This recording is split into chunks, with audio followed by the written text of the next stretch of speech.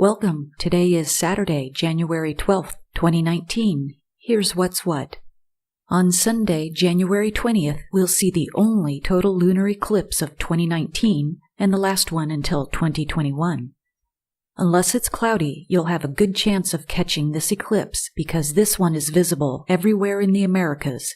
In the Eastern Time Zone, the eclipse begins at 10:33 p.m., and in the Pacific Time Zone, it's a dinner-time eclipse that starts at 7:33 p.m. The eclipsed full wolf moon will hover in the highest up section of the zodiac. So instead of being possibly blocked by hills, trees, or neighbors' houses, like the last lunar eclipse, this one is high overhead, lasting almost 2 hours, until 12:44 Eastern Time. Also be watchful 2 days later, when a conjunction of Venus and Jupiter will be visible on Tuesday, January 22nd. The two bright planets will be visible within 2.4 degrees of each other in the early morning sky when Venus passes to the north of Jupiter. Look for this impressive sight in the east just before sunrise. Drinking diet soda may raise the risk for a severe type of diabetic eye disease that can lead to blindness. The study is the first to evaluate the link between soft drinks and what's called proliferative diabetic retinopathy. In the clinical sample of people with diabetes, consuming more than 4 cans, or 1.5 liters, of diet soft drinks per week was associated with a 2-fold increased risk of having proliferative diabetic retinopathy. The study didn't find the same results among those who drank regular sugar-sweetened soft drinks. Diet soft drinks have been marketed as healthier than regular soft drinks, yet a growing body of evidence has suggested that artificial sweeteners may also harm your health. Past research has linked diet soda to a higher risk of diabetes, heart disease, and stroke. Some researchers believe that diet beverages may fake out the body to assume that it has taken in more energy than it really has. That may lead to more hunger and higher calorie intake in the long run. The study included 609 adults. Almost a quarter had proliferative diabetic retinopathy. Those who drank more than 4 12-ounce servings of diet soda a week were 2.5 times more likely to have the disease. The Danish government revealed plans on Monday to build 9 artificial islands to house a new industrial zone off the southern coast of Copenhagen. The islands are designated to bolster the capital's attractiveness in the eyes of international businesses and could result in the creation of some 12,000 jobs. With this expansion, Copenhagen will stand stronger in international competition to attract business, investment, and highly qualified labor. The project would alleviate a shortage of land in the Danish capital by creating 33 million square feet of new land, space for up to 380 new businesses, 172 acres of nature, 10.5 miles of new coastline, and more than $8 billion in economic activity. The islands could spur the emergence of a European Silicon Valley. Copenhagen is located on 2 islands, and authorities have expanded the city's border multiple times in recent decades by creating artificial islands. British actor William Morgan Sheppard passed away on Sunday, January 6th, at the age of 86. Sheppard was known for his many appearances across the Star Trek franchise, including guest starring on episodes of Star Trek Voyager and on Star Trek The Next Generation, The Schizoid Man, and appearing in the films Star Trek VI, The Undiscovered Country, and the 2009 reboot Star Trek. Additionally, he was well known for his work as Blank Reg in the sci-fi Max Headroom and starred in 2 episodes of Babylon 5. The actor also starred in a 2011 episode of Doctor Who, The Impossible Astronaut, and enjoyed a litany of guest roles in popular shows like Charmed, Alias, Gilmore Girls, Criminal Minds, NCIS, Mad Men, Dexter, and It's Always Sunny in Philadelphia. On the film side, he was perhaps best known for his role in The Prestige and Transformers, but his earliest films included Strong Room, Tell Me Lies, and The Elephant Man.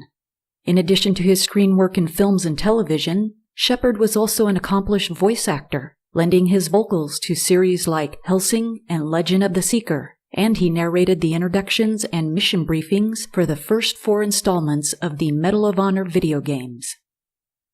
Fast food restaurants are resorting to unorthodox and creative methods to try and boost hiring as fewer teens enter the job market. Since 1968, teenage employment has plunged. One increasingly problematic impediment for fast food restaurants is the fact that they are typically loath to raise wages, which must be offset by higher menu prices. They count on ample pools of workers willing to accept modest pay, so the fall-off in employment among those less than 22 years old is particularly troublesome for restaurants that have depended on young workers since the days of soda jerks and car hops. Just 19% of 15 to 17-year-olds had jobs in 2018, compared with almost half in 1968.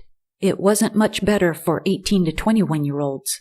In 2018, 58% had been employed in the previous year, down from 80% in 1968. Rethinking their approach to hiring workers, some restaurants are throwing hiring parties with free food to entice young people to consider hopping into the workforce. Others have launched apps that allow workers to switch shifts at the last minute.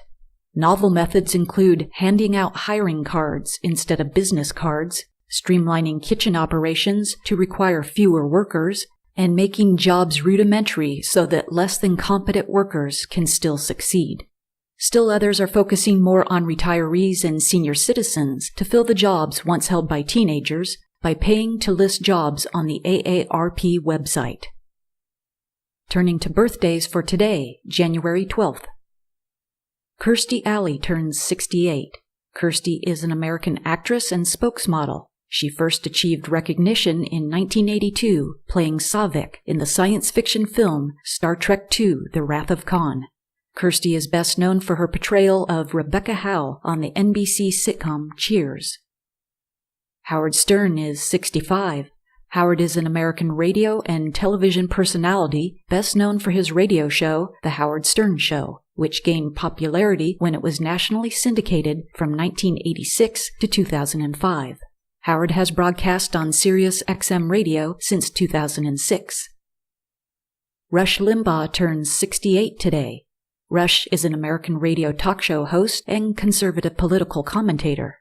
He resides in Palm Beach, Florida, where he broadcasts The Rush Limbaugh Show.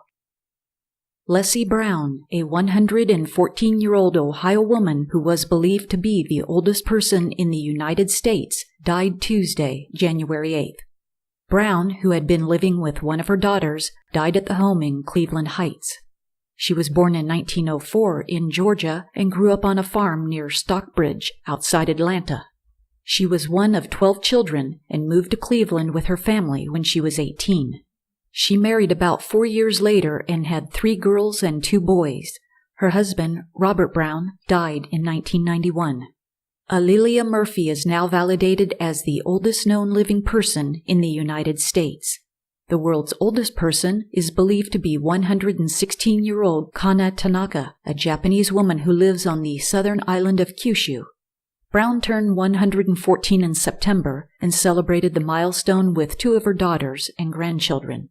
The funeral will be at Emmanuel Baptist in Cleveland, the same Baptist church Brown attended for more than 70 years.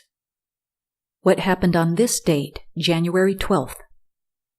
In 1966, Batman, starring Adam West as Batman, Burt Ward as Robin, and Cesar Romero as the Joker, debuts on ABC. Dr. James Bedford becomes the first person to be cryonically preserved upon his death in 1967, with intent of future resuscitation. His body remains preserved in a storage dewar at the Alcor Life Extension Foundation.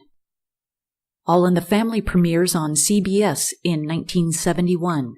The show was an American version of an earlier British show, the BBC sitcom Till Death Us Do Part, with Archie Bunker modeled after his British counterpart Alf Garnett.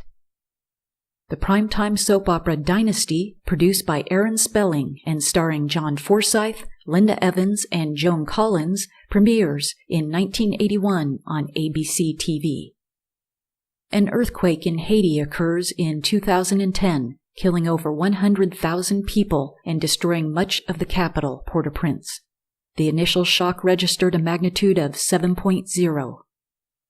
In 2019, those with vast coffers can roam the decks of the Titanic once again. A U.S. company called OceanGate is planning several trips down to the Titanic this summer, with seats in the deep-sea submarine going for $105,129 apiece. That's the equivalent of a first-class ticket on the ship's maiden voyage, adjusted for inflation. The wreck of the Titanic lies on the bottom of the Atlantic, roughly 12,500 feet below the ocean's surface and around 370 miles off the coast of Newfoundland. It was discovered in 1985. To reach a depth that great, OceanGate will send scientists and paying guests down in a small submarine, appropriately called Titan. The submersible, which is made of carbon fiber and titanium instead of more commonly used metals, will carry a pilot, 3 tourists, and 1 expert on dives, lasting between 10 and 12 hours. Those travelers who pay the $105,000 fare will have the trip of a lifetime, getting a up-close of the Titanic. Meanwhile, deep-sea marine biologists will be doing hard work by surveying the several hundred species that are unique to the Titanic and her surroundings. Marine archaeologists will scan the debris field with lasers and special cameras and learn about the things that ordinary people traveled with or what materials survived the years of decay. By going on multiple dives every year, the plan is to get exact information on how fast the decay of the ship is progressing. It's hoped lasers will be able to measure shrinkage in millimeters from year to year. In 2010, researchers from a university in Canada discovered a new type of bacteria on the Titanic called Halomonas titanicae, which can survive in conditions inhospitable to most other life forms, and it loves to eat iron. It's one reason why some experts say the Titanic will completely decay within the next 20 years.